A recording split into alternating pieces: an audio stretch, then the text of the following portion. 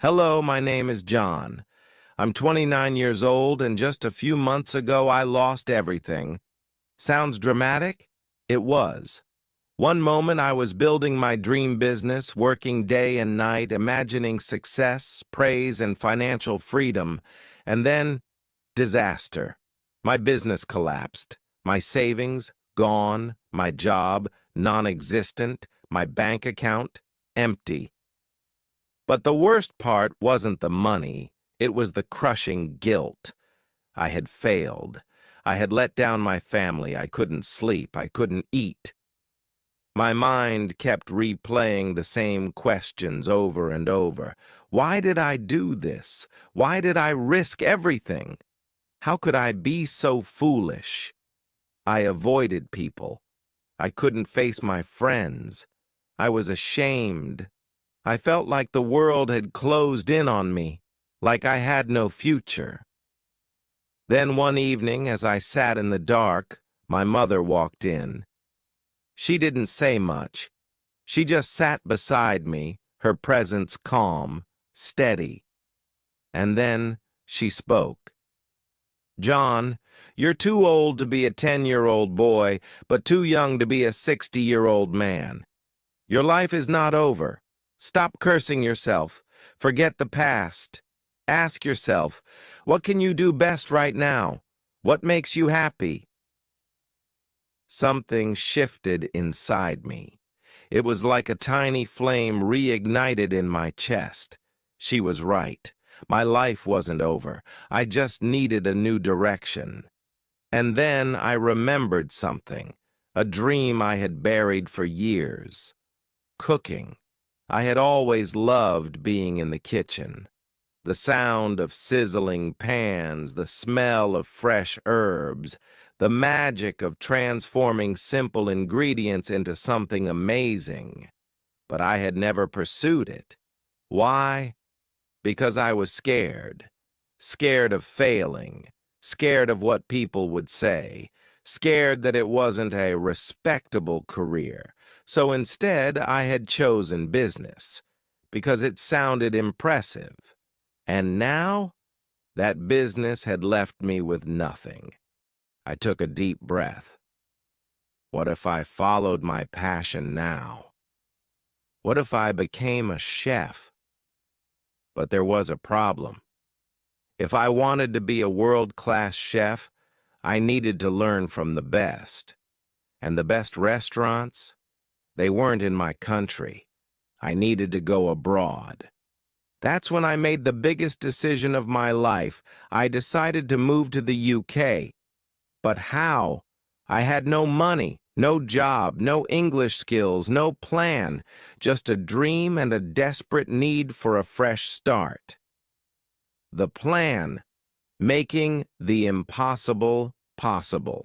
At first, I looked at different countries. The USA? Too expensive. Australia? Too far. But the UK? London? It had everything. World-famous restaurants, a rich food culture, and most importantly, a work visa option. I started researching obsessively. That's when I discovered something crucial. The UK had a visa called the Skilled Worker Visa. It allowed foreign workers to come if they had a job offer. That was my chance. But there was another challenge. I didn't speak English well. How was I going to pass interviews? How would I survive in an English-speaking kitchen? I needed a plan. Step 1, cutting expenses. First, I stopped spending on anything unnecessary. No more eating out, no more buying new clothes, no more expensive coffee. Every penny had to count. Step 2, taking a temporary job. Next, I found a job at a small cafe. It wasn't glamorous. I washed dishes, I cleaned tables, I chopped vegetables. But it gave me two things: some money and a chance to observe how a kitchen worked. Step 3, selling everything I didn't need. I sold my old laptop, my extra clothes, even my bicycle. anything that could bring in a little cash. After 3 months, I had finally saved enough for my plane ticket and some initial expenses. It wasn't much, but it was enough to take the first step.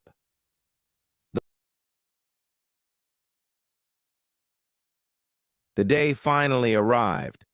I stood at the airport, my ticket in hand, heart pounding. This was my first international flight, my first real step toward a new life. But then came my first struggle. Immigration. The officer asked me something in English. I didn't understand. "Can you repeat that?" I asked, my voice shaky. He repeated it. My palms were sweaty. My brain froze. I couldn't form a proper sentence. He stared at me. The silence stretched. Then finally, he stamped my passport. I was in. But that moment hit me hard. If I couldn't even understand simple airport English, how was I supposed to work in London? How would I take orders in a busy restaurant? How would I survive? I needed a plan. Fast. The in-flight promise. As the plane took off, I made a decision. From that moment, I would start learning English seriously. But how? I had no money for classes, no teacher, no fancy language apps. I had only one thing, a burning desire to succeed. And that was enough. Lost in London, a journey of struggles and surprises. Expensive English classes, out of the question. I had no money for tutors, no budget for fancy language apps. If I wanted to survive in the UK, I had to find a way to learn English on my own. I thought I was prepared. I had spent weeks listening to English videos before coming. But nothing, absolutely nothing, could have prepared me for the shock I got when I arrived in London. The moment I stepped off the plane at Heathrow Airport, a wave of emotions hit me.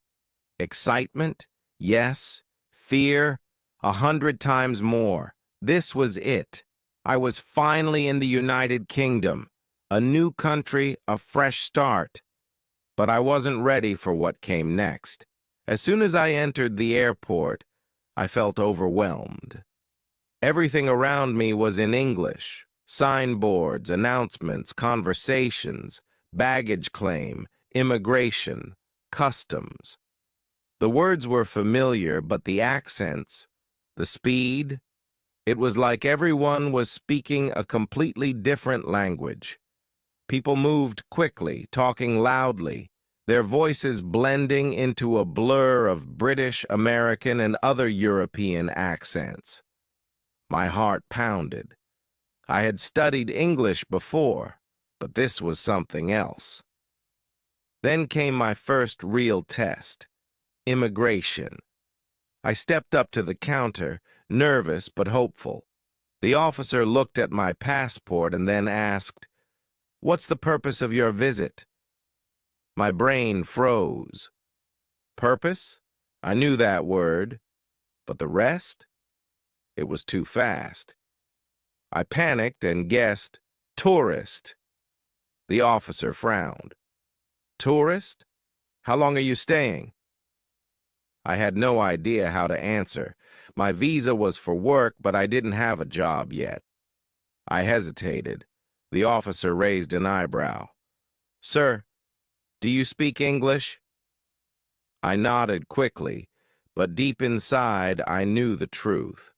Not enough. Not enough to survive here. He sighed, checked my documents again, and, after what felt like an eternity, stamped my passport. I was officially in the UK, but my real struggles were just beginning. Culture shock, a different world. The moment I stepped outside the airport, London felt like another planet. Double-decker red buses roared past me. Cars moved in the wrong direction, their steering wheels on the right side instead of the left. People walked fast, never making eye contact. Back home, strangers smiled at each other. Here, everyone looked straight ahead, focused, busy. I needed a taxi. I spotted a classic black London cab and got in. The driver had a thick British accent. "Where to, mate?" I froze. His words sounded strange, rushed. I had an address written down, so I just showed him. He nodded and we drove off. For the entire ride, I sat in silence, staring out the window. London was beautiful. Tall, old buildings stood next to shiny new ones. Shops, cafes, and endless crowds of people. Everything looked grand, expensive, and a little intimidating. Was this really my new home? Finally, we arrived at my rented room in East London. It was tiny, the rent was high, but I had no choice. This was my new life. A simple conversation turned disaster. The next day, I decided to explore. I needed food, so I walked to a nearby grocery store. Inside, I felt lost. Shelves were stacked with hundreds of products I had never seen before. Labels were in English. No translations. My stomach grumbled. I grabbed a few basic items and headed to the checkout. A worker at the store looked at me and said, "You all right there, mate?" I panicked. Was something wrong with me? Did I look sick? Why was he asking that? I just forced a smile and walked away. Later, I found out that in the UK, "You all right?" simply means, "How are you?" It wasn't a serious question. At the checkout, the cashier scanned my items and asked, "Do you need a bag?" I had no idea what she said. She repeated the question, once, twice, 3 times. My face turned red. I panicked and just nodded. She handed me the bag. I rushed out of the store, embarrassed and frustrated. This was basic English, and I still struggled. How would I ever become a chef here? Enough is enough. My English plan. That night, I made a decision. No more struggling, no more guessing. If I wanted to survive, I had to learn English. Fast. I created a strict routine. 1. Listening practice. 4 hours per day. Every morning while eating breakfast, I listened to British podcasts and YouTube videos. At first, I understood nothing, but I kept going. 2. Speaking practice. 2 hours per day. I talked to myself in the mirror. I repeated sentences I heard in videos. I forced myself to think in English, no matter how difficult it was. 3. Reading and writing. 3 hours per day. I bought an English newspaper and read 1 article daily. I started a journal, writing simple sentences about my day. 4. Conversation practice. 1 hour per day. I forced myself to speak to strangers. I ordered food at cafes. I asked random people for directions, even if I already knew the way. No excuses, no fear. I had to learn. Weird and Wonderful UK. Learning through experience. As I explored more, I discovered that the UK had its own strange and wonderful ways. The weather changes every 5 minutes. One moment the sun is shining, the next it's raining. People always carry umbrellas, even on sunny days. Tea is a religion. British people drink tea all the time. If someone asks, "Fancy a cuppa?" they're offering tea, not just being polite. People apologize for everything. I accidentally bumped into a man, expecting him to be annoyed.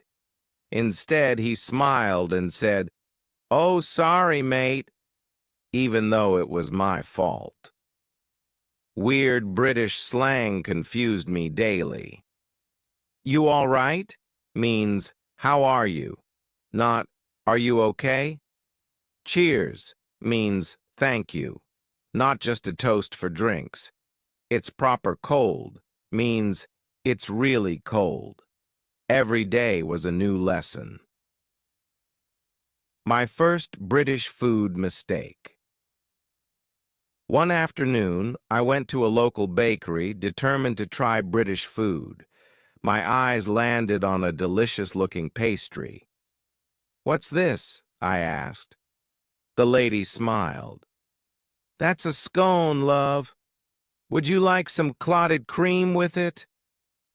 Clotted cream? I had no idea what that was. Instead of asking, I just shook my head and said, "No, thank you." Big mistake. Later I learned that clotted cream is the best part of a scone. I had missed out on a truly British experience. And that was just the beginning. I had so much more to learn about the culture, the language, and myself. But my biggest challenge was yet to come. From survival to success, my journey in the UK. After 2 months of intense practice, something amazing happened. I walked into a coffee shop, ordered my drink without hesitation, and even had a small conversation with the barista. For the first time, I didn't feel nervous. The words flowed naturally. I understood the questions. I responded with confidence. As I walked out of the cafe, a huge smile spread across my face. I can do this. My English was still far from perfect, but I was surviving, and that was just the beginning. By the time I had spent 2 months in the UK, I finally felt a little more confident. I could order coffee without fear, understand basic conversations, and even use some British slang. I no longer panicked when someone said, "You all right, mate?" Instead, I smiled and responded, "Yeah, I'm good, thanks." Small victories like these made me feel proud. But despite my progress, there was one huge problem. I had no job. I had come to the UK with a dream, to become a chef. But how could I work in a restaurant if I wasn't fluent in English? A kitchen is a fast-paced place. Orders are shouted. Waiters rush in and out.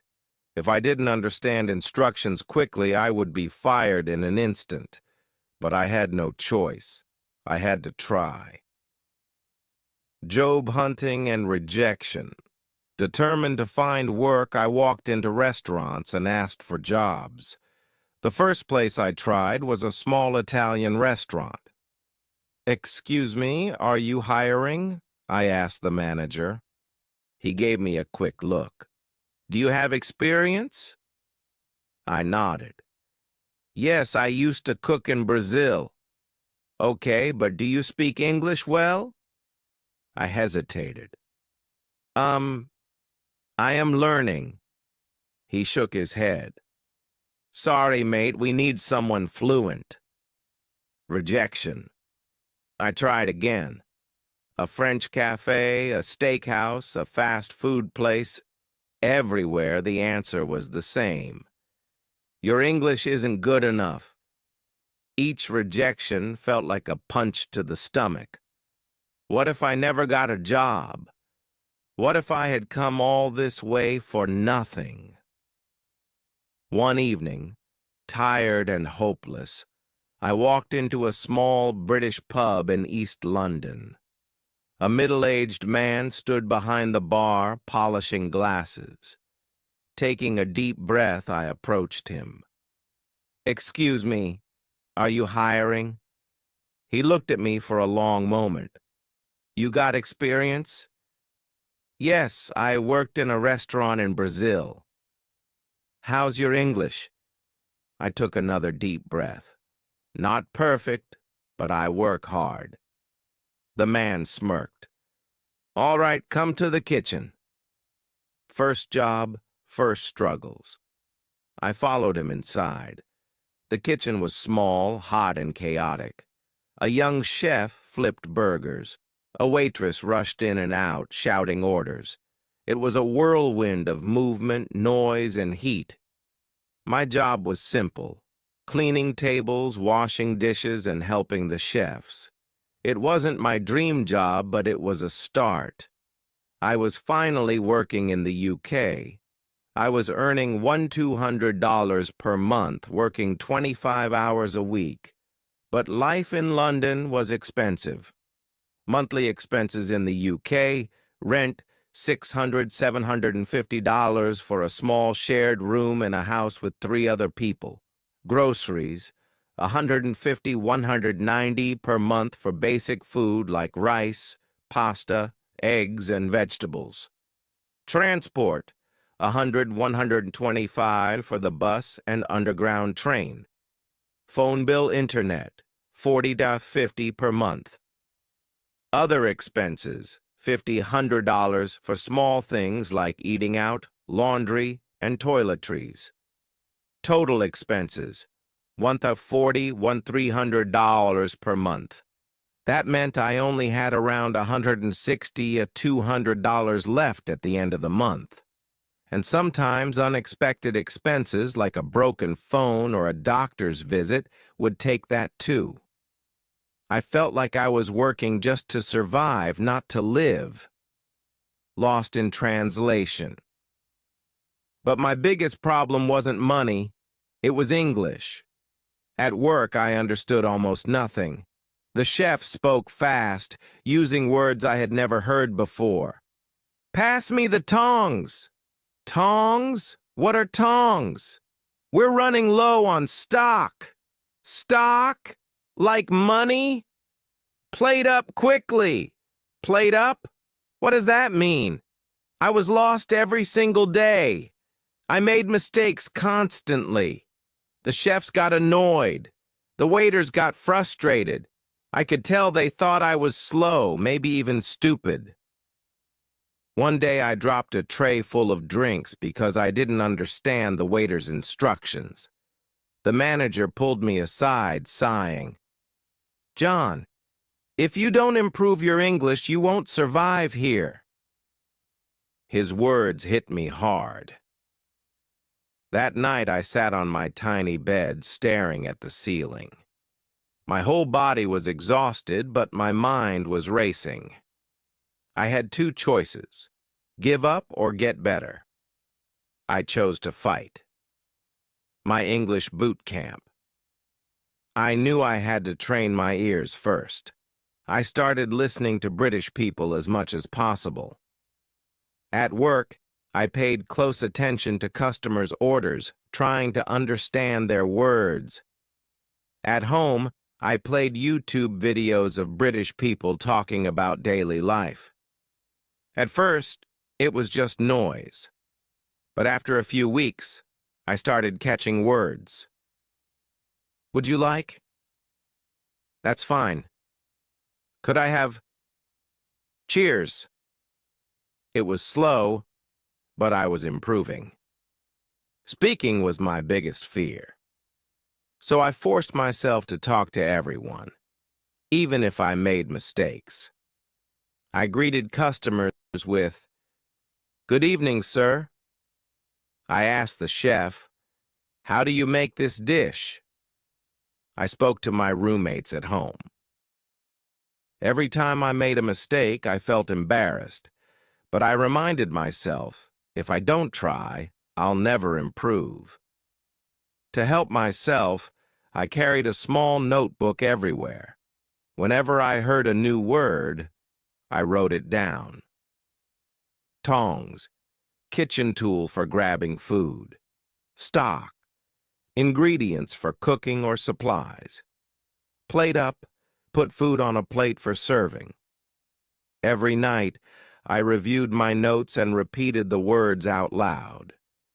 Slowly but surely, things started to change. A new beginning. 3 months after starting my job, something incredible happened. During the lunch rush, the head chef turned to me. "John, can you plate up the burgers?" For the first time, I didn't freeze.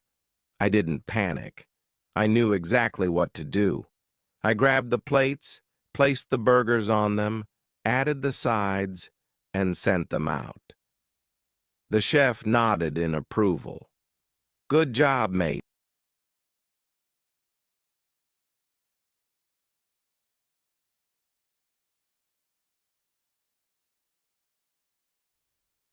And this was only the beginning of my journey. To be continued. From survival to success. A new chapter. One evening, while finishing my shift, I noticed a man sitting at the bar. He looked different from the usual customers. Unlike the rowdy drinkers, he was sipping tea, dressed in a sharp suit. He carried himself like a gentleman, calm, confident, and observant. I brought his food and placed it in front of him. "Here your meal, sir?" I said politely. He smiled. "It's 'here is your meal,' but close enough." I froze. He corrected me, but his tone was kind. "Sorry, my English is not perfect," I admitted. He chuckled. "Don't worry, I was in your position once. I moved to the UK from India 30 years ago." His name was Mr. Patel, and he owned a successful hotel business. That night he spoke to me for 2 hours, giving me advice that would change my life. "The secret to learning English fast is this: think in English. Don't translate. Just absorb the language like a child does." His words hit me like a revelation. Until then, my thoughts were still in Portuguese. If I saw an apple, I would first think maçã, Portuguese, and then translate it into English, apple. But Mr. Patel's advice made me rethink everything. From that moment, I started forcing myself to think directly in English. Before, okay, I need to buy tomatoes. But wait, what's buy in English? After. I need to buy tomatoes. Let's go to the supermarket. It was difficult at first, but slowly my mind adjusted. I stopped translating. I started living in English. A turning point. One evening, while cleaning a table, a customer casually asked, "Hey mate, where are you from?" Without hesitation, I replied, "I'm from Brazil, but I live in London now." He smiled. "Nice. Your English is really good." I felt a jolt of happiness. For the first time, someone complimented my English. After 4 months in the UK, my manager noticed my improvement. "John, you're doing great. I'm increasing your hours." Now I worked 30 hours per week, earning $1,900 per month. This changed everything. I could finally save some money. I could afford better food. And most importantly, I could take an English course. A silent struggle. 4 months had passed since I arrived in the UK. My English had improved a lot, but I still had a long way to go. I was no longer the nervous guy who couldn't understand simple words, but I wasn't fluent yet. I could chat with coworkers and customers, but sometimes I still struggled. One night after my shift, I returned to my small room. I looked around: a bed, a small table, a suitcase, and my notebook full of English words. That was my life. I picked up my phone and stared at my mother's number. It had been weeks since I last called her. I missed her so much. Taking a deep breath, I pressed the call button. "Hello, Mama." The moment I heard her voice, I felt tears in my eyes. "John, my son, how are you?" "I'm okay, Mama.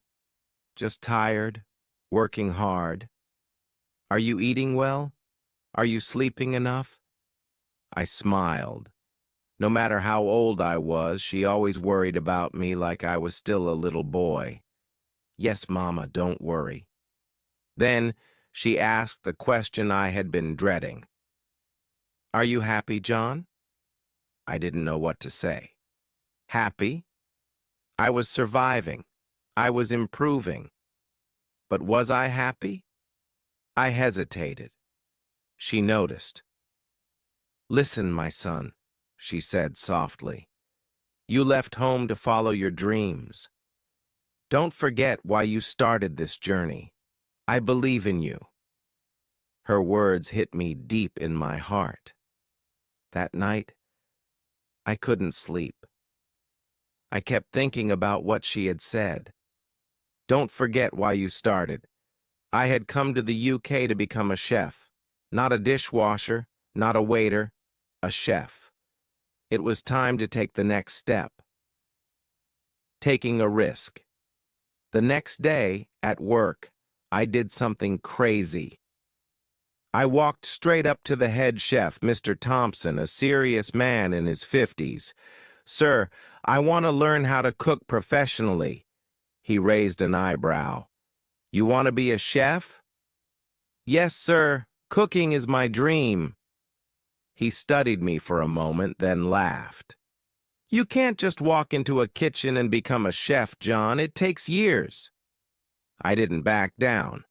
"I know, sir. I'm ready to work hard. I'll do anything." For a long moment, he just stared at me. Then he sighed. "Fine. You can start helping in the kitchen during your breaks. But if you mess up, you're out." My heart pounded. This was my chance. From dishwasher to chef in training. For the next 2 months, my life became hell. I worked my regular shifts, washing dishes, cleaning tables. Then, during my breaks, I trained in the kitchen. The work was brutal. I chopped onions until my eyes burned. I peeled potatoes until my fingers hurt. I stirred sauces while sweat dripped down my back. The chefs shouted at me. The heat was unbearable. I made mistakes every single day, but I didn't quit. At night, I went home and watched YouTube videos about cooking. I read recipes. I practiced cutting vegetables faster. Slowly, I started getting better. One evening, while plating a dish, Mr. Thompson walked over. He examined my work, then nodded. "Not bad, John. You're learning." For the first time, he didn't yell. He didn't criticize. He approved. I was no longer just a dishwasher. I was finally on my way to becoming a chef. One evening, as John was finishing his shift at a restaurant in London, a well-dressed gentleman in his 50s sat at the bar. Unlike most customers, he wasn't drinking beer. He was sipping tea. John walked over with a plate of food and said, "Here your meal, sir." The gentleman smiled and gently corrected him. "It's here is your meal," but close enough. John froze. He had just been corrected, but surprisingly, the man wasn't rude about it. "Sorry, my English is not perfect," John admitted. The gentleman chuckled. "Don't worry, I was in your position once. I moved to the UK from India 30 years ago." His name was Mr. Patel, and he owned a successful hotel business. That night he spoke with John for 2 hours, sharing life-changing advice. The secret to learning English fast is this: think in English. Don't translate. Just absorb the language like a child does. John took his words seriously. From that day on, he made a huge change in his mindset. Before, whenever he saw an apple, he thought in his native language first. Manzana in Spanish, massa in Portuguese, before finally thinking of the English word apple. Now he skipped the translation and just thought, apple. Before, if he needed to buy something, his brain would struggle. Okay, I need to buy tomatoes. But what's buy in English? But after changing his approach, he started thinking directly in English. I need to buy tomatoes. Let's go to the supermarket. At first, it was hard. His brain wanted to translate everything. But over time, he stopped thinking in his native language and started forming sentences naturally. One evening, while cleaning a table, a customer asked, "Hey, mate, where are you from?" Without hesitation, John replied, "I'm from Brazil, but I live in London now." The customer smiled and said, "Nice! Your English is really good." For the first time, someone had complimented his English. It was a small moment, but for John, it meant the world.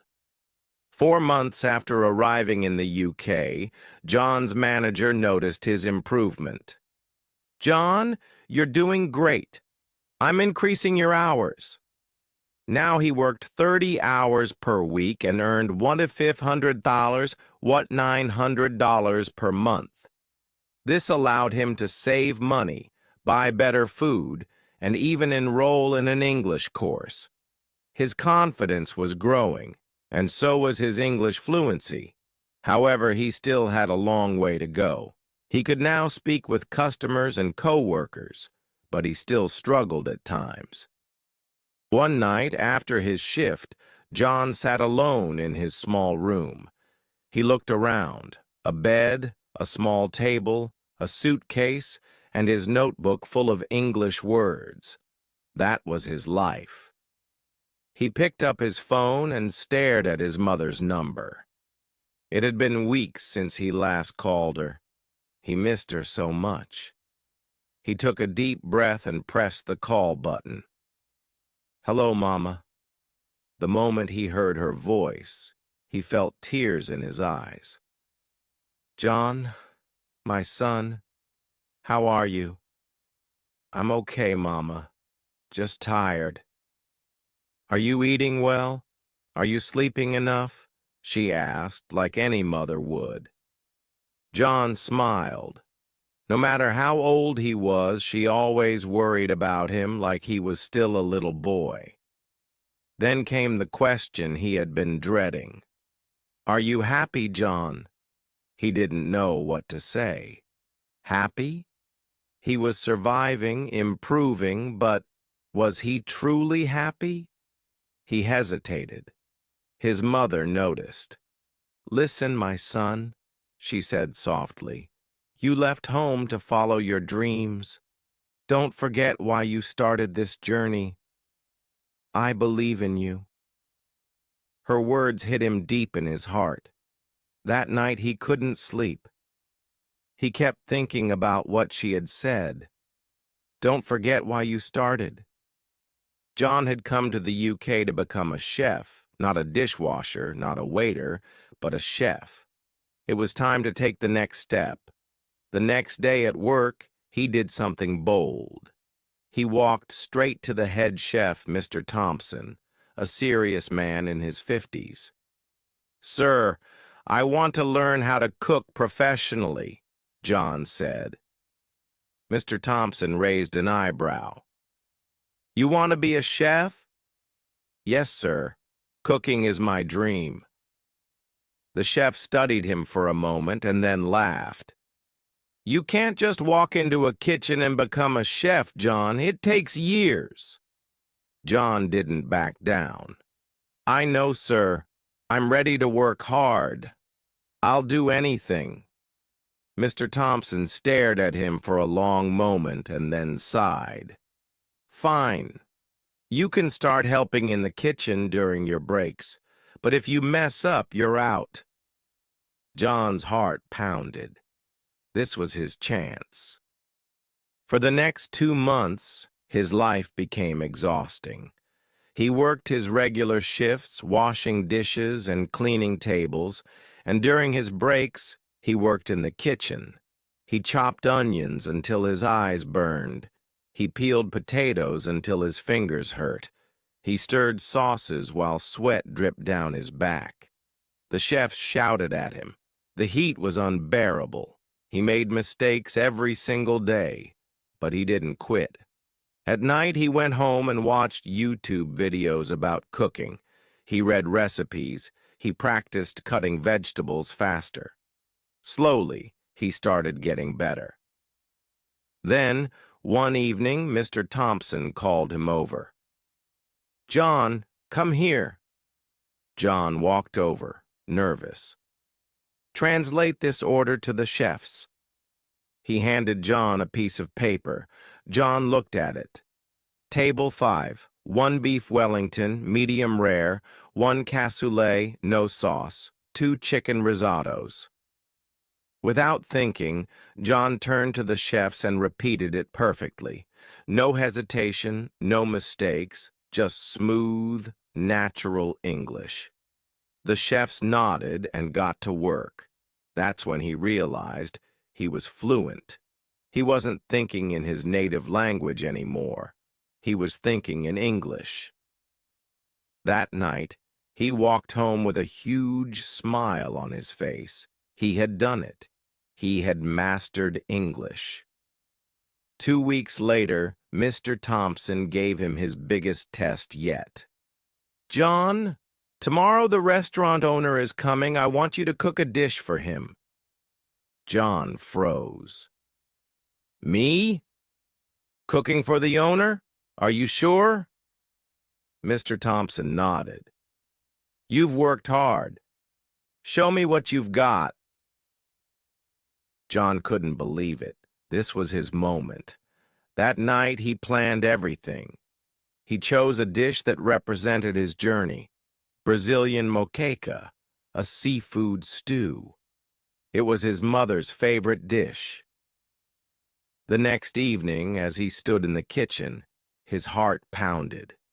The owner sat at a table, waiting. The entire staff watched. John took a deep breath and started cooking. He poured his heart into it. When the dish was ready, he placed it in front of the owner. The owner took one bite, then another. He looked up and said, "This is incredible." The entire restaurant clapped. Mr. Thompson smiled. "Congratulations, John. You're not a kitchen assistant anymore. You're a chef." That night, John called his mother. "Mama, I did it. I'm a chef." She started crying. "I'm so proud of you, my son." Tears ran down John's face, too. He had made it. And if John could do it, so can you. Outro. Simple spoken English. And that, my friends, is the story of how John went from struggling with English to becoming a fluent speaker, a successful chef, and a business owner. His journey wasn't easy. He faced challenges, doubts, and failures, but he never gave up. He practiced, he believed in himself, and he kept moving forward. If John can do it, so can you. Learning English is not about being perfect. It's about progress. Start today. Speak every day, think in English, and never be afraid to make mistakes. Remember, mistakes are proof that you are learning. Now I have a challenge for you. Comment below and tell me, what is your biggest dream? Whether it's learning English, starting a business, or traveling the world, I want to hear from you. Let's inspire each other. And if you enjoyed this story, don't forget to like, share, and subscribe to Simple Spoken English for more inspiring stories and powerful English learning tips. Keep practicing, keep believing in yourself, and I'll see you in the next video.